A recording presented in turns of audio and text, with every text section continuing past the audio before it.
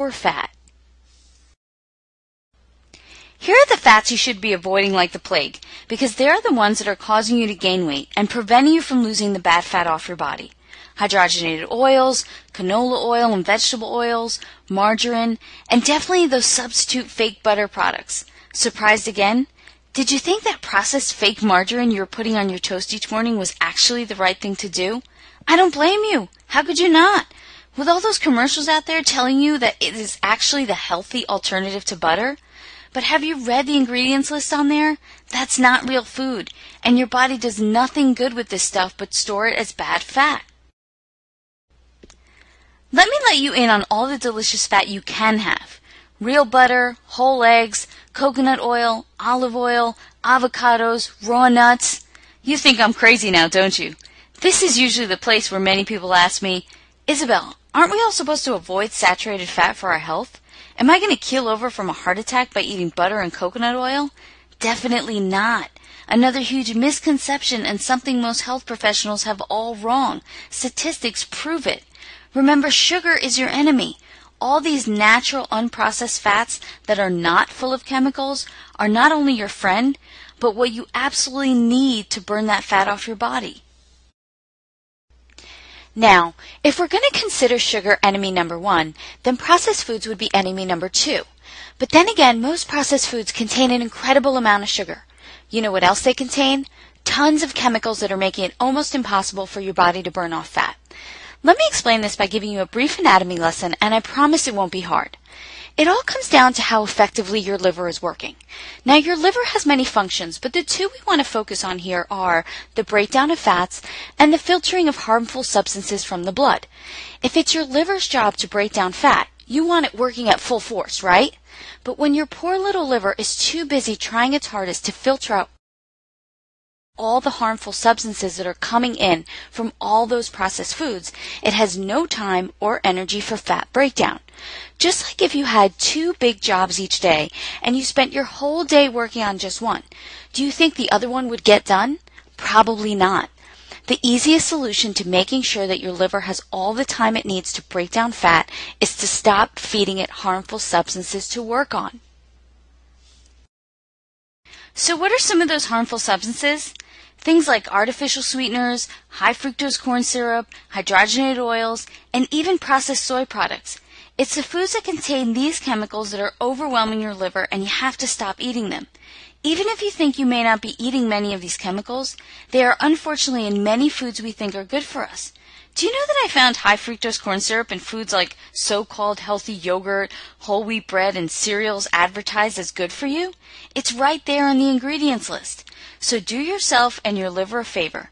Give it a chance to get into fat-burning mode by greatly reducing, or dare I say eliminating, processed foods from your eating plan. This means saying goodbye to the packaged snacks, the microwavable meals, diet health bars, and definitely the soy products, and say hello to foods you know do not require heavy processing. Foods that contain only one ingredient like steak, chicken, fish, eggs, fruits and veggies, olive oil, coconut oil, butter, rice, and sweet potatoes. There are literally hundreds and hundreds of delicious meals that can be created with any combination of all of these foods. I know because I've done it, and I've been able to stay super lean over the past 10 years.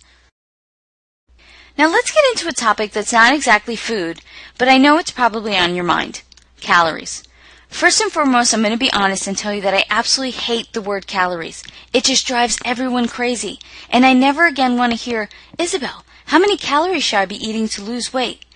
It's not the number of calories that matters. It's the quality of food you're eating and the metabolic enhancing effect on your body that matters. So most people are actually focused on the wrong thing. If you just eliminate the bad stuff, the garbage foods, processed foods, and focus on eating the good stuff, the foods I mentioned earlier, you could drop the calculator and stop all this counting madness. But that answer is just not good enough for most people. I do admit, you have to be somewhat reasonable about the amount you eat. But exactly what is reasonable for you and what is reasonable for me? Surprisingly enough, it's a lot more calories than you think. Once I figured out that the portions of food I needed to eat to lose weight were actually significantly bigger than the portions I was eating before, it was like the best thing that ever happened. I didn't have to be hungry anymore, and I was still losing weight. How great is that? Here I was previously starving myself with all the wrong foods, only to find out if I ate all the right foods, I could eat a lot. And I love to eat. And actually starving myself was doing me more harm than good because my body was holding on to all of my bad fat in an effort to protect me. You might have heard this before, but calorie restriction may lead your body into starvation mode. And that's when your body thinks you're dying of starvation and protects you by holding on to every last bit of fat and every last calorie you have in your body. I'm pretty sure most people in this day and age are not running the risk of starvation. What do you think?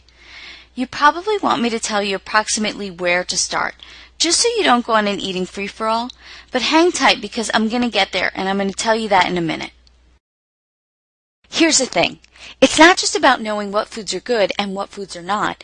It's about your body and knowing the combinations of food that make your particular body burn off fat. That's where most diets seriously flunk. They're not specific for you. That's where metabolic typing comes in. Finding your metabolic type will tell you what foods are the best foods for you to create an ideal fat-burning environment in your body. And don't worry, it's easy, because I'm going to give you a simple questionnaire that will tell you all of that. You also need to find the right portions for your body. Again, a simple task with the charts I'm going to give you. And I'm not talking little bird-sized portions here. Remember, I said I wanted you to eat a lot.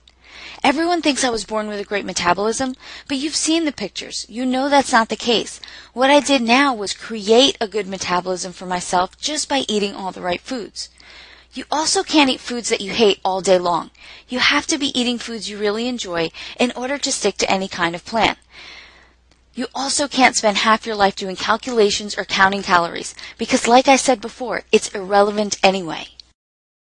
Okay, now I hope at this point you're not feeling overwhelmed or confused.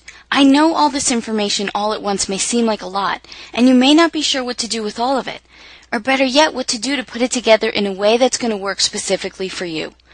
Not only work for you, but work in an easy and practical way. I see this happen to people all the time. They get their hands on some of the best information out there, but then are lost when it comes to applying it to themselves.